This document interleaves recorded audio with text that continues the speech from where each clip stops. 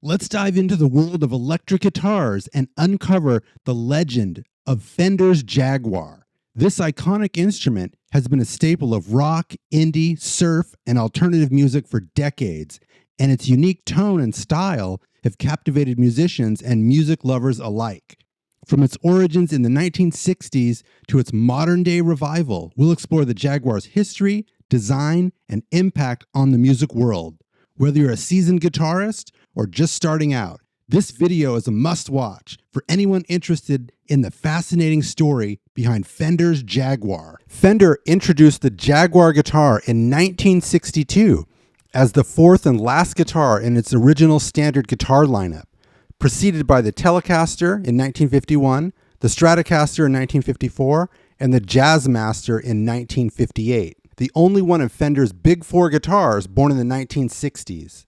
The Jaguar initially faced some tough times in the market, however. When it was released in 1962, it was marketed more as a complex and sophisticated sibling to the Jazzmaster. The problem was, many players found it difficult to adjust to its unique features, like the short scale length and the unusual pickup configuration. This made it hard for the Jaguar to find its place among other Fender models. The Jaguar has 22 frets and a significantly shorter 24-inch scale length, which was deliberately closer to the standard Gibson scale length of 24.75 inches rather than the standard 25.5-inch Fender scale length of the 21-fret Telecaster, Stratocaster, and Jazzmaster. The Jaguar's shorter scale and extra fret made for what Fender billed as faster, more comfortable playing. It had an offset body distinct from the Jazzmaster's offset shape and featured separate bridge and floating vibrato units. The Jaguar had the most elaborate circuitry of any Fender instrument, although it and the Jazzmaster were dual circuit guitars, lead and rhythm. The Jaguar's lead circuit was more complex, with 3 slide switches on a chrome plate on the lower horn compared to the Jazzmaster's single toggle switch. The first 2 were on-off switches for each pickup. The third engaged a capacitor that served as a low-end filter, producing a more cutting treble tone, informally known as the strangle switch.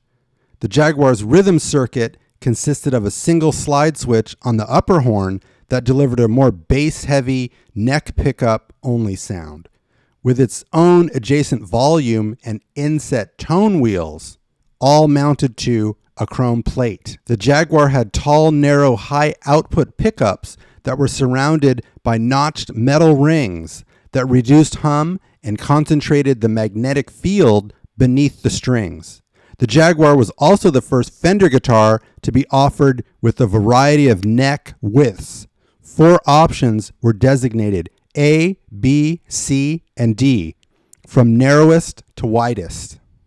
These options were also made available on the Stratocaster and Jazzmaster from 1962. The Jaguar enjoyed mild popularity on its introduction. Beach Boy Carl Wilson occasionally played one during the mid-60s, and Jimi Hendrix received a 1963 model as a gift from Rolling Stones guitarist Brian Jones. Sales were strong enough to keep the Jaguar in the Fender line into the 1970s. The Jaguar enjoyed a 13-year run before CBS-era Fender discontinued it in 1975. In 1976, punk hit big in London and New York.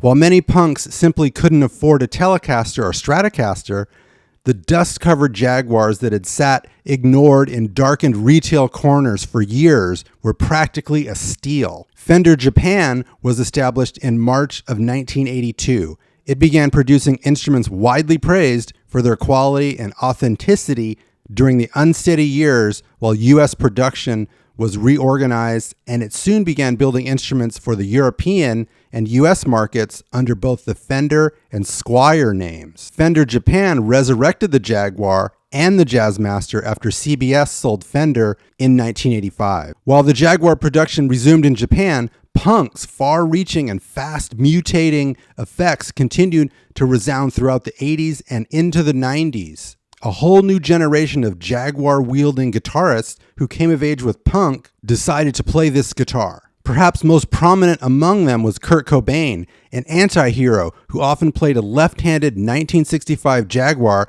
during Nirvana's intense rise in the early 90s. Cobain's use of the Jaguar spurred it to even greater heights, and he played a central role in the design of a hybrid instrument, the Jag Stang, which Fender introduced in 1995, a year after his untimely passing. A quote, Franken-Fender, combining a Jaguar and a Mustang, the Japanese-built Jag Stang stayed in the Fender line throughout the remainder of the 90s. Inspired by Bush vocalist Gavin Rossdale, who had a Jaguar modified with dual humbucking pickups, Squier joined the Jaguar fold in the mid-90s by combining it with the Jazzmaster to create the Jag Master. The guitar debuted in 1997 as part of the Japanese-built Vista series and was offered throughout the following year. In the early to mid-2000s, the Squier Jagmaster reappeared in May 2000, this time made in China, and featuring a standard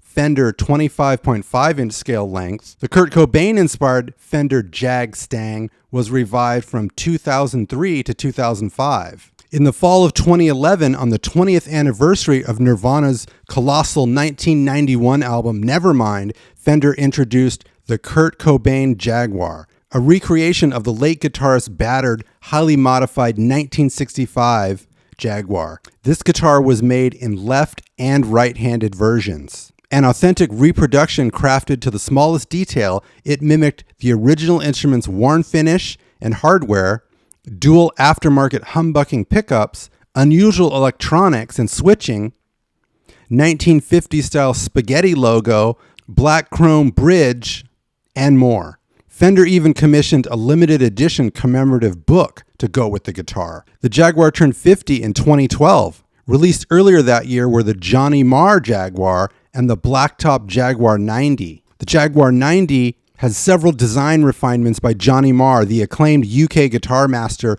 best known for his 80s stint, the musical genius behind the Smiths, and for subsequent stints with The, Modest Mouse, and more. While the Jaguar's early adoption was slow, it definitely did find some fans. And as you can see by this impressive list, a lot of guitar players in many different genres enjoyed playing the Jaguar.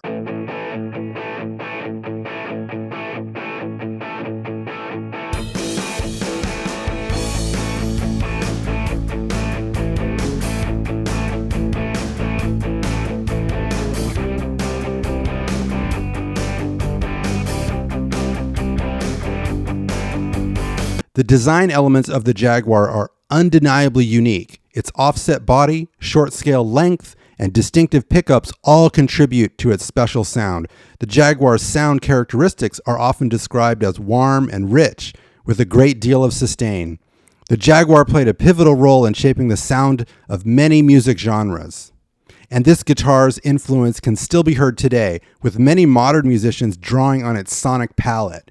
Its impact on music and culture cannot be overstated. In summary, the Fender Jaguar has evolved from a misunderstood instrument to a revered guitar legend. Its impact on music and culture is undeniable, and it continues to inspire new generations of musicians today.